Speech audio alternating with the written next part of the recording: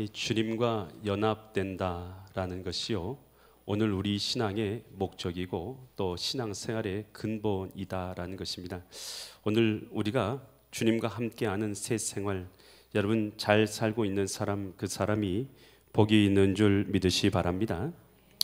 여러분, 하나님 안에서 어떤 사람이 복이 있는 사람입니까? 여러분, 하나님 앞에서 복이 있는 사람은 우리의 영적인 문제, 우리의 육적인 문제가 모두 다 주님 앞에서 해결받은 사람, 여러분 그 사람이 하나님 앞에서 이 복이 있는 사람입니다. 여러분, 우리 육신의 문제, 여러분 그거 해결받는 거 굉장히 중요해요. 우리는 육체 속에서 살고 있기 때문에요. 그렇지만 이 육신의 문제를 해결받는 것보다 더 중요한 것이 있어요. 그것은 바로 우리의 영혼의 문제인 줄 믿습니다. 여러분, 우리 영혼이 구원받고 여러분 우리 영혼이 영생을 누린 자가 되는 것, 여러분 이것이요, 우리 육신의 문제, 잠깐의 우리의 육신의 문제를 해결받는 것보다 훨씬 중요한 문제인 것을 깨달을 수 있기를 바랍니다. 오늘 이 본문 말씀은 이 한 나병 환자가 예수님 앞에 나와서 간구하다가 자신의 이 문제를 해결받은 내용이 기록되어 있는 것이 바로 이 본문의 말씀입니다. 과연 이 말씀을 통해서 하나님께서는 이 시간도 우리에게 무엇을 말씀하기 원하시고 또 무엇을 깨닫게 하시는가, 나에게 주시는 하나님의 음성이 있는 은혜의 시간 되시기를 간절히 축원드립니다. 마가복음 1장 40절 말씀인데요, 40절 말씀 한번 같이 보면요, 한 무슨 환자입니까? 나병 환자. 여러분, 이 나병이라는 것은 나병균이라는 것이 이 몸에 들어오게 되면서 걸리게 되는 병이죠. 이 나병 환자가 되면 어떻습니까? 몸에 감각이 없어져요. 감각이 없어져서 나중에는 손가락이 떨어져도 모르고 발가락이 떨어져도 모르고 눈썹이 사라져도 모르죠. 결국 그렇게 되다가 몸이 약해져서 결국은 죽음에 이르는 병이 이 나병이라는 병입니다. 여러분, 이 나병에 걸리면요 참 절망적이에요. 사람들하고 전혀 함께 할 수도 없고 또 사람들하고 소외되어져 살아가게 되는 것이 이 나병이라는 것이죠. 여러분, 그런데 이 나병에 걸렸던 사람이요, 오늘 이 본문에서 참 잘한 게 있어요. 오늘 봤던 그 본문을 다시 보여주시겠습니까? 오늘 1장 40절 말씀 다시 보여주세요. 1장 40절. 나병 환자가 예수께 와서 뭐 했습니까? 주님 앞에 나온 것이요. 여러분, 절망적이잖아요. 인생 이렇게 살았으면 그냥 멸망받을 것 아니겠어요? 그런데 그 사람이 참 잘했어요. 이 나병 환자, 당시에 수많은 나병 환자가 있었을 거 아니겠어요? 그런데 이 나병 환자가 누구 앞에 나왔다는 것이에요? 예수님 앞에 나왔다는 거예요. 여러분, 이 시간요, 여러분 저는요 생각할 때 여러분 참 잘하셨어요. 왜 잘했냐? 여러분 주님 앞에 지금 나왔기 때문에 잘한 줄 믿으시기 바랍니다. 그냥 있었으면요 우리도 나병 환자랑 별반 차이 없어요. 나병 환자도 죽죠. 우리도 결국 죽어요. 여러분, 우리도요 결국은 어떤 상태에 있습니까? 영적 죽음 가운데 있는 상태예요. 모든 사람들은 죄로 말미암아 영적 죽음 가운데 있어서 사망이라는 형벌과 영원한 지옥이라는 저주 가운데 있는 것이 사람들의 모습이잖아요. 나병 환자 좀 빨리 갈 뿐이에요. 좀 고통 많이 받을 뿐이에요. 우리도 마찬가지예요. 우리도 조금 늦게 갈 뿐이고, 여러분 그러나 똑같은 죽음에 이르게 되는 것이에요. 근데 이 나병 환자 잘한 건 주님 앞에 나온 것인 줄 믿습니다. 여러분 잘했어요. 여러분 참 잘하셨어요. 뭘 잘하시냐? 여러분 지금 주님 앞에 나왔잖아요. 여러분 이거요, 여러분 인생의 아주 중요한 기로를 가르는 것이 주님 앞에 나오는 것인 줄 믿으시기 바랍니다. 그리고 그 다음 구절 계속해서 보고 싶어요. 꿇어서 어떻게 했습니까? 주님 앞에 나왔어요. 나와서 이 사람이 한 것은 뭐냐면 주님 앞에 꿇어서 뭐 했습니까? 엎드렸다는 거예요. 엎드렸어요. 여러분, 주님 앞에 나와서요, 여러분 우리가 어떤 하나님 앞에서 어떤 마음의 자세, 어떤 신앙의 자세, 어떤 우리의 모습을 가져야 되는지를 그대로 보여주는 거예요. 주님 앞에요 절망 가운데 있는 우리가 나와서 문제 해결받을 수 없는 우리가, 영적인 문제, 영적 사망 가운데 있는 우리가 나와서 주님 앞에 이 시간 해야 될 것은 우리의 마음이 꿇어서 엎드리는 것인 줄 믿습니다. 이것이요, 이 꿇어 엎드려서 그는요 믿음으로 간구했어요. 뭐 어떻게 간구했습니까? 원하시면 저를 뭐 할 수 있다는 걸 믿었어요? 하나님은, 예수님께서는 하나님으로부터 오신 분이라는 건 믿었죠. 하나님의 아들이란 지식을 이 당시에 이가 갖고 있었는지는 잘 모르겠어요. 하지만 그가 믿은 것은 이분이 하나님께로서 오신 분이라는 것과 나를 고칠 수 있는 분이라는 것에 대한 믿음은 갖고 있었던 것이에요. 그래서 믿음으로 주님 앞에 나온 줄 믿으시기 바랍니다. 여러분, 오늘 이 시간 여러분 참 잘하셨어요. 뭘 잘했냐? 주님 앞에 나온 걸 잘했어요. 여러분, 나와서 우리가 뭐 한 것입니까? 하나님 앞에 지금 예배한 것이에요. 여러분, 이 엎드리다라는 것은 고니페테로라는 헬라어 단어를 썼어요. 이 고니페테로라는 단어는 무릎을 꿇다, 굴복하다, 엎드리다라는 뜻이에요. 종들이 주인 앞에 엎드리는 그 자세를 표현하고 있는 것 단어예요. 여러분, 우리가 예배하다는 단어가 히브리어로 아바드라는 단어를 써요. 또 아바드라는 샤하라는 단어를 쓰는데 이 단어 다 어떤 뜻을 가지고 있느냐라면요, 종이 주님 앞에 엎드린다라는 뜻을 표현하고 있는 거예요. 여러분, 예배라는 것이요, 주님 앞에 나와가지고 여러분, 우리가 하나님 앞에 교만한 마음을 가지고 예배할 수 있어요? 거만한 마음으로 예배할 수 있습니까? 예배라는 단어 자체가 아바드라는 뜻이에요. 하나님 앞에 넙죽 엎드린 것입니다.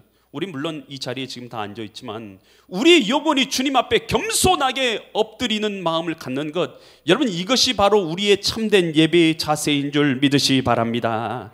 그래서 주님 앞에 예배할 때에, 여러분, 예배하러 나왔는데 주님 앞에요, 내 마음이요 높아져 있어요. 그러면 주님 앞에 엎드릴 수가 없죠. 교만한데 어떻게 주님 앞에 엎드릴 수 있어요? 여러분, 그것은요 예배한 거 아니에요. 그것은 잠시 자리에 나와서 여러분 문화를 즐기는 것뿐이지, 여러분, 그것은 예배라고 할 수가 없는 거예요. 여러분, 우리 마음의 자세가 하나님 앞에 굴복되어지고 엎드려지고 나의 연약한 모든 것을 주님 앞에 맡겨드려서 은혜를 구하는 마음을 갖는 것, 여러분, 이것이 바로 예배의 자세인 줄 믿으시기 바랍니다. 여러분, 그래서 여러분, 이 성경에서는 예배의 자세가요, 하나님 앞에 나와서 엎드리는 거예요. 예수님께서 탄생하셨을 때 동방박사들이 마구간에 오지 않습니까? 이 마구간에 와서 동방박사들이 어떻게 행동합니까? 마태복음 2장 11절 보면 이렇게 행동한대요. 집에 들어가서 이 마구간이요, 아기 예수님께 그의 어머니 마리아와 함께 있는 것을 보고 뭐 했습니까? 엎드렸어요. 왜 엎드립니까? 이게 바로 경배의 자세인 겁니다. 경배의 자세요, 엎드린 거예요. 마음이, 생각이, 우리의 모든 것이 주님 앞에 굴복해서 엎드린 거예요. 하나님 앞에 있는데 여러분, 어떻게 행동해야 되는 것이, 우리 마음의 자세가 어떤 자세를 가져야 되는 것이죠. 엎드려서 아기께 경배하고 보배압을 열어 황금과 유황과 몰약을 예물로 드렸다. 여러분, 주님 앞에요, 우리의 마음의 자세가 하나님 앞에 예배하는 자세가요, 주님 앞에, 하나님 앞에 내 마음이 낮아지고 굴복해져서 나의 왕 되신 하나님으로 인정하는 마음, 여러분, 이것이 바로 하나님을 예배하는 마음인 줄 믿으시기 바랍니다. 여러분, 그래서 천국에서 예배하는 모습을 요한계시록에서 보여주고 있어요. 요한계시록 4장 9절과 10절에서 그 천국에서 예배하는 모습의 일면을 보여준대요.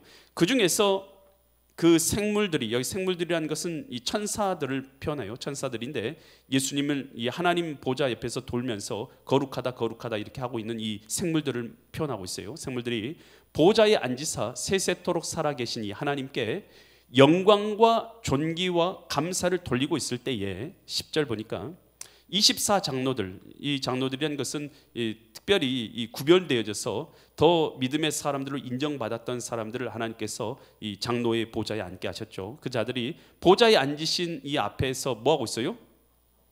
나는 높은 자리에, 나 영광의 자리에 올랐으니까 나는 이 보좌에 앉아 있는 게 아니라 어떻게 하는 것입니까? 보좌에 앉으신 앞에 뭐 하고 있어요? 엎드린 거예요. 엎드려서 세세토록 살아계신 이에게 뭐 하고 있습니까? 경배하면서 자기의 관, 이 생명의 면류관, 자랑의 면류관들을 씌워 주셨죠. 면류관들을 벗어 가지고 보좌 앞에 뭐가 있어요? 드리면서 경배하고 있는 거예요. 뭐 그 이후에 계속해서 말씀 다 볼 수 없지만 천사들의 경배, 또 그리고 구원받은 자들의 경배가 계속해서 이어지고 있고, 모든 피조물의 경배까지도 기록되어 있는 것이 이 4장과 5장의 예배의 모습이에요. 그렇지만 여러분, 여기서 보이는 것이죠. 이 장로들이 자기의 관을 다 벗어가지고 하나님의 보좌 앞에 다 엎드려서 그 보좌의 영광을 위해서, 영광 앞에 자신의 모든 영광을 다 올려드리고 있는 거 아니겠습니까? 여러분, 이게 바로 뭐냐? 이게 예배인 것입니다. 나는 대통령이니까, 나는 대단한 사업체를 갖고 있는 CEO니까 주님 앞에 나와서 나는 경배할 수가 없어. 나는 좀 엎드릴 수는 없지. 여러분, 그게 아니에요. 주님 앞엔요, 하나님 앞에 내 모든 가지고 있는 모든 영광을 다 주님 앞에 올려드리면서 하나님 앞에 예배하는 것. 여러분, 예수님 앞에 무릎 꿇고 굴복하는 것. 비록 지금 우리는 다 자리에 앉아있지만 우리 마음의 자세가 그러한 자세로 주님 앞에 예배하는 것, 여러분, 이게 바로 하나님을 경배하는 것이고 예배하는 것인 줄 믿으시기 바랍니다. 예배를 하나 나왔는데 적당히 핸드폰도 보면서 핸드폰에서 기사도 검색하고 어쩔 때는 좀 오락도 하다가 또 다른 것 신경 썼다가 가만 자리에 앉아있다가 예배 끝났네 하고 돌아가는 것. 여러분, 그것을 예배라고 생각하고 있다면, 그것이 예배 자리에 나오는 거라고 생각한다면 하나님을 무시하는 것 아니겠습니까? 하나님을 우롱하는 것 아니겠습니까? 여러분, 하나님께 예배하는 것은 내 마음이 굴복되어져서 엎드리는 거예요. 최대한 내 마음의 경배와 찬양을 마땅히 하나님 앞에 올려드리는 것인 줄 믿으시기 바랍니다. 빌립보서 2장 10절로 11절에서 성경은 이렇게 말한대요. 하늘에 있는 자들이 천사들이 되었던, 땅에 있는 자들, 우리가 되었던, 누구다 사람이 되었던, 땅 아래에 있는 자들, 죽고 없어진 자들이 되었던, 어떤 자들이 되었던 모든 무엇을요? 무릎을 예수님의 이름 앞에 뭐하게 하셨어요? 꿇게 하시고. 여러분, 예수님 앞에요, 나의 모든 잘남, 명예, 권세, 여러분, 그것이 무슨 소용이 있습니까? 여러분, 그것이 주님 앞에 꿇어지는 것입니다. 모든 무릎을 예수 이름 앞에 꿇게 하시고, 11절, 모든 입으로, 우리 있는 모든 입으로 예수 그리스도를 누구라 신한다고요? 주인. 주라라는 뜻은 나의 주인이라는 뜻입니다. 주로 내가 고백하여서 나의 주인이십니다. 나의 하나님이십니다. 나의 예배를 받아 주시옵소서. 주님 앞에 이렇게 예배를 올려드리는 것이죠. 신하여 하나님 아버지께 영광을 돌리게 하셨느니라. 여러분, 예배는 이것입니다. 여러분, 예배 때 나와서 잠깐 졸다가 예배 끝났네 가고 하는 것이 예배가 아니라는 것이죠. 모든 마음의 무릎을 주님 앞에 꿇어서 마땅한 경배와 찬양을, 나의 모든 것을 다 동원해서 주님 앞에 영광과 감사를 올려드리는 것, 여러분, 이게 예배인 줄 믿으시기 바랍니다. 여러분, 이 나병 환자가 참 잘한 게 있어요. 우리랑 나병 환자랑 별로 차이가 없다니까요. 여러분, 우리도 죽습니다. 껍데기에 불과해요.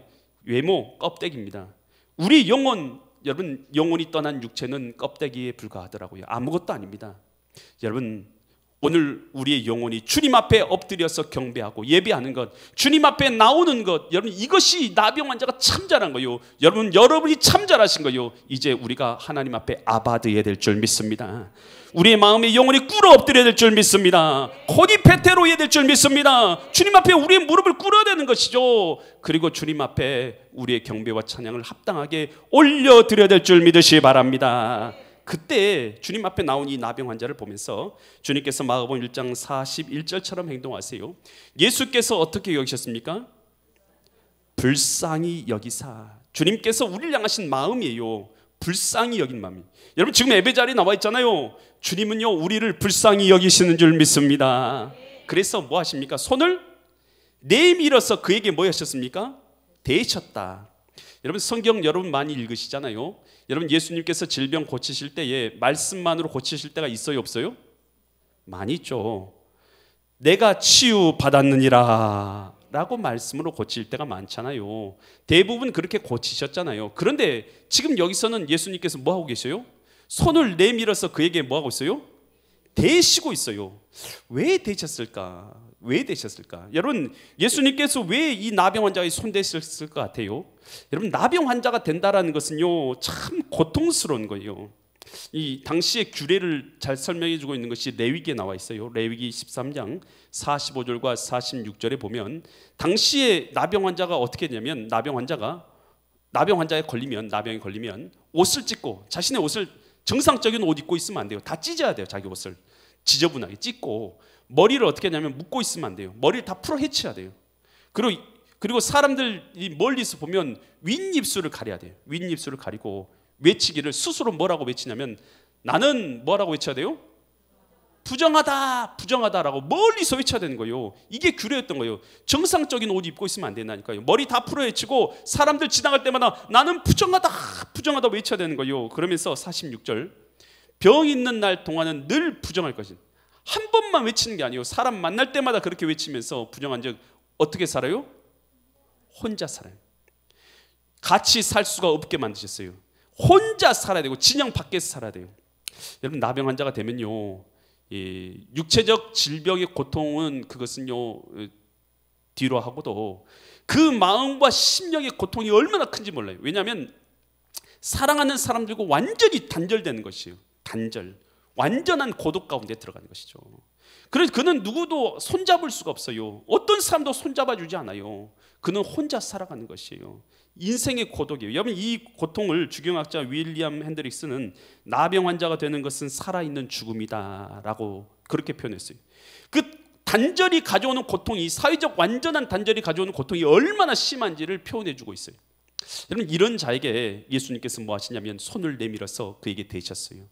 여러분, 이것은 어떻게 보면 당시 율법적인 모습과는 여러분 반대되는 모습이죠. 잘못된 모습이에요. 여러분, 그런데 주님께서 왜 이 나병 환자에게 손대셨을 것 같아요? 여러분, 그것은 주님께서 사랑하신다는 증거인 줄 믿으시기 바랍니다. 주님 앞에 나와 있는 그 사람을 내가 사랑한다, 내가 너를 사랑한다 라는 증거가 바로 뭐냐 하면 주님께서 손을 내밀어서 그 나병 환자의 손을 대신 것입니다. 여러분, 우리 하나님 우리 사랑하신 줄 믿으시기 바랍니다. 여러분, 어떤 신자가 그런 말씀하시는 거 들었어요. 가슴 많이 아팠는데 다른 사람은 다 사랑하는 것 같은데 자기는 안 사랑한 것 같대요. 왜냐하면 자기 기도는 안 들어주신 것 같아서 사랑하지 않는 것 같다고. 저는 그런 말들을 들을 때마다 가슴이 몹시 아픕니다. 몹시 아픕니다. 여러분, 하나님이 우리를 사랑하십니까? 안 하십니까? 사랑하시죠. 여러분, 그 사랑의 증거가 어디 있습니까? 라고 우리는 묻는 사람들이 있지 않습니까? 여러분, 그 사랑의 증거가 어디 있습니까? 여기 있습니다. 십자가가 사랑의 증거인 것입니다. 예수님이 그 사랑의 증거인 줄 믿으시기 바랍니다. 여러분, 요한일서 4장 9절과 10절에서 사랑의 증거에 대해서 이렇게 말해주고 있습니다. 하나님의 사랑이, 하나님 사랑하시나요? 네, 사랑합니다. 하나님의 사랑이 우리에게 이렇게라는 것은 이렇게 사랑하신다는 거예요. 이렇게 나타나신 바 되었어요. 그게 뭐냐? 하나님이 자기의 독생자를 세상에 보내심. 이게 바로 사랑이에요. 여러분, 우리 그냥 영적 사망 가운데 지옥 갈 자들이잖아요. 그런 우리를 사랑하사 하나님께서 독생자를 보내주신 것입니다. 이게 사랑이 아니고 뭡니까? 이게 사랑이 아니고 뭡니까? 그로 말미암아 우리를 살리려고 하는 것, 이게 사랑인 것이에요. 10절 말씀, 사랑은 여기 있으니, 하나님의 사랑은 여기 있으니, 우리가 하나님을 사랑한 것이 우리가 먼저 하나님 사랑한 거 아니에요. 하나님이 우리를 먼저 사랑하사 우리 죄를 속하기 위하여, 죄를 속해주기 위하여 화목 제물로 그 아들을 보내셨습니다. 여러분, 예수님이 하나님이라는 사실을 우리가 알고 깨닫고 보면 그 사실을 깨닫기 전에는요 십자가의 의미를 깨달을 수가 없어요. 교회는 뭐한데 십자가를 붙여놓냐 이렇게 생각한단 말이에요. 여러분, 그런데 예수님이 나를 구원하기 위해서 오신 하나님의 아들이라는 것을 내가 믿고 나서 십자가를 보게 되면 십자가는 나를 구원하기 위한 하나님의 사랑인 줄 믿으시기 바랍니다. 그 사실이 깨달아져 버리기 시작하는 거예요. 근데 십자가를 볼 때마다 어떤 마음이냐면, 십자가 내가 처음 볼 때에 나의 마음의 큰 고통 사라져 오늘 믿고서 내 눈 밝았네 참 내 기쁨 영원하도다. 기쁨이 있어요. 뭐 때문에 기쁜 줄 아세요?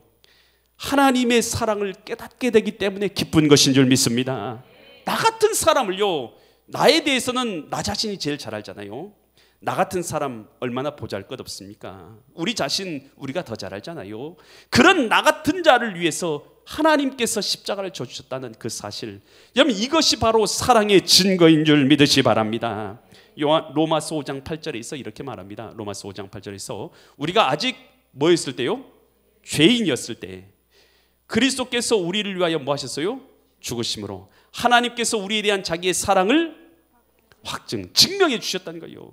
여러분, 여러분들이 죄인이었을 때에 주님께서 십자가 지심으로 우리에 대한 주님의 사랑을 하나님께서 증명해 주신 줄 믿으시기 바랍니다. 여러분 이 사실은요, 여러분 예수님 그래서 예수님을 주님으로 모셔드리셨습니까? 예수님이 여러분의 주인이십니까? 그렇다면 여러분 확신해야 될 것이 있어요. 뭐가 있느냐? 로마서 5장 10절에서 이런 말씀을 우리에게 해주셔요. 곧 우리가 원수 되었을 때, 원수라는 것은 죄인이었을 때 그의 아들의 죽으심으로 말미암아 하나님과 화목하게 됐어요. 하나님의 자녀 되었잖아요. 그렇다면 지금 하나님과 화목하게 된 자로서는, 하나님의 자녀된 자로서는 이란 뜻이에요. 예수님 믿어서 하나님의 자녀된 자로서는 더욱 그의 살아나심으로, 부활하심으로 말미암아 뭘 얻을 것을 믿어야 돼요? 구원을 받을 것이니라. 무슨 뜻인지 이해했으면 좋겠어요. 꼭. 여러분 우리가 죄인이었을 때도 주님께서 우리를 사랑하사 십자가에 져주셨어요. 사랑하신 걸 믿으십니까? 그러면 예수님을 믿어서 여러분이 하나님의 자녀 되었으면요, 자녀된 상태에서는 더 사랑하지 않겠느냐라는 뜻인 것입니다. 여러분 그러니 두려워하지 말고 하나님 앞에 나와서 기도할 수 있기를 바랍니다. 왜냐하면 하나님은 저와 여러분을 뭐하기 때문이에요? 사랑하기 때문인 것이죠. 그러니 어떤 상황에서 어떤 형편에서도 낙심하지 마세요. 절망하지 마세요. 하나님은 저와 여러분을 사랑하신 줄 믿으시기 바랍니다. 하나님의 손을 얹어주셨다는 것은 하나님께서 우리를 사랑하신다라는 의미예요. 그뿐만 아니에요. 하나님께서 우리에게 손을 얹으신다라는 것은 당신의 능력을 우리에게 나타내 주신다라는 뜻입니다. 이사야서 41장 10절에서 이렇게 말하죠. 두려워하지 말아라. 내가 너와 함께함이라. 놀라지 말아라. 나는 내 하나님이 됨이라. 내가 너를 굳세게 하리라. 참으로 너를 도와주리라. 참으로 나의 의로운 오른손으로 너를 붙들라. 주님의 손이라는 것은요, 우리에게 베푸시는 당신의 능력인 줄 믿으시기 바랍니다. 능력의 손을 내가 붙잡아 주겠다는 거예요. 하나님께서 우리에게 손 얹어 주시면 우리의 영적인 문제가 해결되는 줄 믿으시기 바랍니다. 우리의 육체적인 문제도 해결될 줄 믿습니다. 여러분 그래서 역대상 29장 12절에서 이렇게 말해요. 부와 기가, 부함과 기가 다 주께로, 하나님께로 말미암고 또 주는 만물의 주인, 주제가 되사 손에 권세와 능력이 있사오니 모든 사람을 크게 하심과 강하게 하심이 다 누구의 손에 있어요? 주의 손에 있나이다. 믿으십니까? 여러분 그렇다면 여러분 우리가 여러 가지 영육의 문제를 가지고 있을 때 낙심하지 마세요. 하나님은 우리를 사랑하신 줄 믿습니다. 믿음을 가지고 주님 앞에 나와서 주님 앞에 아뢰어야 될 줄 믿습니다.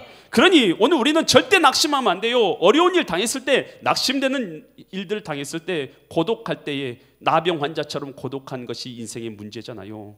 여러분 나는 전구에서 필라멘트가 끊어진 것처럼 나는 외롭다. 여러분 유명한 글을 썼던 작가가 자살하기 전에 남긴 글이에요. 참 안타깝다 생각해요. 노인과 바다를 썼던 사람. 여러분 사람은요 고독 가운데 살아가요. 그렇지만 그 고독 가운데서도 우리 하나님 앞에 나오는 자, 여러분 하나님은 그에게 사랑을 베풀어 주신 줄 믿으시기 바랍니다. 죄인이었을 때도 사랑을 베풀어 주셨어요. 이제는 하나님의 자녀입니다. 사랑을 베풀어 주실 줄 믿으시기 바랍니다. 믿고 기도하고 간구할 수 있기를 바랍니다. 그랬을 때 이사가요, 주님께서 손으로 얹어주시는 순간 하나님의 은혜로 그가 고침을 받게 돼요. 고침을 받게 되었을 때 마가복음 1장 44절처럼 주님께서 그에게 명령을 내리세요. 이르시되 삼가 아무에게도 아무 말을 하지 마시고 가서 내 몸을 누구에게 보이라고요? 제사장에게 보이라는 거요. 그리고 내가 깨끗하게 되었으니 모세가 명한 것을 드려 그들에게 입증하라라고 명령했어요. 당시에 이 규정이 어떻게 됐냐 하면 레위기 13장 17절 말씀 한번 보면, 이 나병에 걸렸다는 사람이 낫게 되었을 때 제사장은 그를 진찰해서 그 환부가 희어졌으면 환자를 뭐라고 외치라고요? 정하다는 건 깨끗하다라는 뜻이에요. 깨끗하다라고 공식적으로 선포하게 하셨어요. 또 레위기 14장 4절 보면 이 제사장은 그 전결함을 받은 자를 위하여 명령하여 살아있는 전결한 새 몇 마리 가져오라고요? 2마리를 가져오라고. 그래서 한 마리는 살려 보내줘요. 이 고침받았다는 증거로 살려 보내주고 한 마리는 죽여서 그 피를 받아요. 그리고 나서 거기에 백향목과 홍색 실과 우슬초는 풀이라고 생각합니다. 이걸로 묶어가지고 그 새의 피를 찍어서 그 사람에 뿌리는 거예요. 그러면서 정결하다, 정결하다, 정결하다 이렇게 선포하게 만들어요. 이 깨끗함을 받았다라는 정결 예식 중에 하나예요. 그리고 나서 레위기 14장 10절 보면 8째 날 고침받고 나서 이것이 확인되고 나서 8일이 지났을 때 이 고침받은 이 나병 환자는 흠없는 어린 순양 2마리, 1년 된 흠없는 어린 암양 1마리, 또 고운 가루 10분의 3 에바에 기름 섞은 소재물 기름 한 녹을 취할 것이, 그걸까지 가져다 드리는 거예요. 그거 가지고 뭐 하냐? 하나님 앞에 감사의 제사를 올려드리게 한 것이에요. 여러분, 이런 절차를 가진 것은 두 가지 이유가 있어요. 공식적으로 이 사람이 고침받았다는 것을 알려주는 의미가 있는 거예요, 공동체에. 두 번째, 하나님 앞에 그 은혜에 감사하게 함이 있는 줄 믿으시기 바랍니다. 여러분, 문제를요, 우리가요 살면서 문제를 해결받는 것도 중요해요. 여러분, 그렇지만 문제 해결받는 것만 목적을 두었다가 하나님하고 관계가 깨어진 사람이 있어요. 참 안타까운 사람이에요. 여러분이 우리가요 문제를 해결받는 것보다 더 중요한 것이 있어요. 그것은 뭐냐? 하나님과의 관계가 회복되는 것인 줄 믿으시기 바랍니다. 감사라는 것은요, 하나님께 감사의 마음을 품는다는 것은 어떤 뜻이냐 하면 하나님께서 내 삶의 주권자가 되신다라는 것에 대한 감사의 표현인 거예요. 은혜의 표현인 거예요. 그래서 감사가 없다라는 뜻은 뭐냐? 하나님께 대한 은혜를 잊어버렸다는 뜻인 거예요. 여러분, 그래서 신자가 감사 없이 하나님 앞에 나온다. 여러분, 그것은요 참 안타까운 일인 거예요. 안타까운 일이에요. 여러분, 그래서 히스기야 왕이요 하나님 앞에 병이 들었죠. 병이 들어가지고 히스기야 왕이 기도를 드리죠. 그랬더니 하나님께서 고쳐주셔서 생명을 몇 년 연장시켜줘요? 15년을 연장시켜줘요. 근데 히스기야가 어떻게 행동합니까? 역대하 32장 24절 25절 보니까 그때 히스기야가 병들어 죽게 되었으므로 여호와께 기도하며 여호와께서 그에게 대답하시고 이적을 15년의 생명을 연장시켜 주셨으나 25절 히스기야 마음이 어떻게 됐어요? 교만하여 그 받은 은혜, 고침받은 은혜를 뭐 하지 않았어요? 보답하지 아니하므로 진노가 그의 유다와 예루살렘에 내리게 되었더라. 여러분, 문제는 해결받았어요. 그런데 하나님과의 관계는 깨어졌어요. 여러분, 인생에서요 우리는 생활할 때 내 육신의 문제가 제일 중요하다고 생각해요. 그렇지만 진짜 중요한 것은요 우리 육신의 문제가 아닙니다. 하나님 보실 때 우리의 육신의 문제가 아니라 우리의 영혼의 문제가 더 중요한 줄 믿으시기 바랍니다. 우리는 영혼의 질병에 걸렸었잖아요. 어떤 질병입니까? 하나님과 분리된 영혼의 질병에 걸렸던 거예요. 하나님의 아들 독생자 예수님이 오신 것은 내 질병에서 고침받아서 하나님과 연합된 자 만들어 주시려고 하나님의 아들 독생자 예수님이 오신 것인데, 이제 예수님이라는 약을 먹고 우리가 예수님 안에서 하나님과 연합된 존재가 되었는데, 여러분, 감사를 잃어버린 삶을 살아간다. 하나님의 은혜인지도 모르고 살아간다. 여러분, 그 사람이 여러분 어떤 은혜를 얻었던, 하나님 앞에 은혜를 얻던, 그게 무슨 소용이 있어요? 병을 고침받았던, 시험에 합격했던, 직장에 들어갔던, 그게 무슨 소용이 있습니까? 하나님하고는 원수관계가, 감사를 잃어버린 자가 되었고 하나님 앞에 예배도 잃어버린 자가 되었는데, 여러분 그게 무슨 소용이 있어요? 여러분, 하나님 앞에 진정한 예배, 감사가 회복되는 것, 영적인 은혜가 회복되는 것, 그것이 우리에게 제일 중요한 사실인 걸 믿으시기 바랍니다. 데살로니가전서 5장 18절에서 주님은 이렇게 말씀하세요. 범사에 감사라. 범사에 감사라. 이것이 그리스도 예수 안에서 너희를 향하신 하나님의, 여러분, 우리가 감사를 잃어버린 채 사는 인생 되지 않았으면 좋겠어요. 여러분, 오늘 우리가 하나님께 받은 은혜대로 주님 앞에 은혜에 감사하며 주님과 연합되어져서 우리 인생 살아가시다가 오늘 우리의 삶 통해서 하나님께서 기뻐 여기시고 사랑을 베풀어 주시고 은혜를 내려주시는 믿음의 거룩한 성도님들 되시기를 예수 그리스도 이름 받들어 간절히 축원드립니다. 기도드리겠습니다. 하나님 아버지, 나병 환자가 주님 앞에 나와서 엎드려서 간구하고 믿음으로 나아갔다가 주님께 사랑을 받고 그가 치유함을 받았던 것을 봅니다. 하나님 아버지, 오늘 우리가 나병 같은 자들입니다. 영적 사명 가운데, 사망 가운데 빠져서 질병 가운데 있었던 자들이었음을 고백합니다. 그랬던 우리가 주님 앞에 나와서 생명을 얻게 된 하나님의 자녀가 되게 하심을 감사합니다. 그런데 우리의 마음이 감사도 잃어버리고 은혜도 잃어버렸어. 육신의 문제만 해결받는 것만 바라보았지 영혼의 감사를 잃어버린 채 살았던 모습들이 혹이 있었다면 우리의 죄를 용서하여 주시옵소서. 하나님 앞에 합당한 영광과 예배가 우리를 통해서 올려지게 하여 주시옵고, 하나님께서는 우리의 마음을 중심을 보시고 사랑과 은혜를 우리의 영혼 가운데 부어주시는 은혜의 성도들 되게 하여 주시옵소서. 이 시간도 성삼위 아버지 하나님, 우리 영혼 가운데 당신의 은혜를 더하심에 감사드리며 존귀하신 예수 그리스도의 이름 받들어 간절히 기도드립니다. 아멘. 모든 영광을 주님께 올려드립니다.